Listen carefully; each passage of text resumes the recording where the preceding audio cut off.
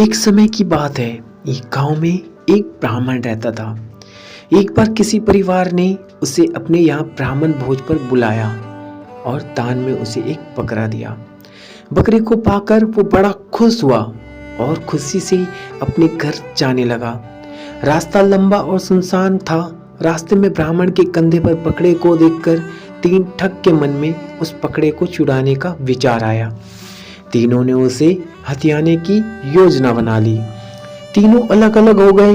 ब्राह्मण के पास से गुजरते हुए एक ठग ने उनसे कहा, क्या पंडित जी, एक ब्राह्मण होकर एक कुत्ते को अपने कंधों पर उठा रखा है आपने?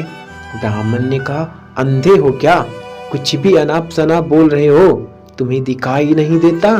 ये कुत्ता नहीं बकरा है। इस पर ठग ने कहा, मेरे काम था आपको बताना, आगे आपकी मर्जी। थोड़ी दूर चलने के बाद ब्राह्मण को दूसरा ठग मिला। उसने ब्राह्मण से कहा, पंडित जी, क्या आप नहीं जानते उच्च कुल के लोगों को अपने कंधों पर कुत्ता नहीं लादना चाहिए? ब्राह्मण ने उसे भी झिड़का दिया और आगे बढ़ गया।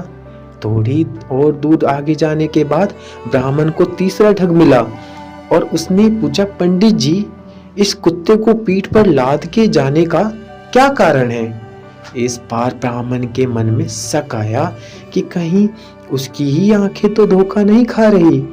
इतने लोग तो झूठ नहीं बोल सकते।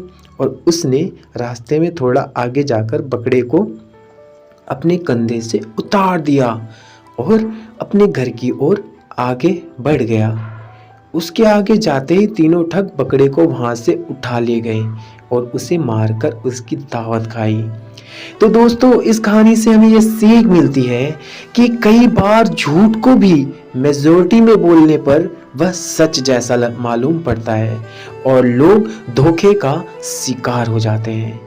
तो प्लीज अलर्ट रहिए, सतर्क रहिए, ठग से बचिए और अपने जीवन में खुद से फैसले लीजिए।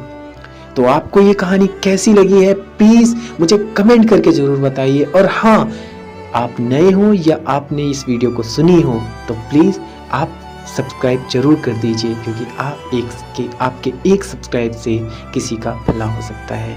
तो प्लीज मिलते हैं हम नेक्स्ट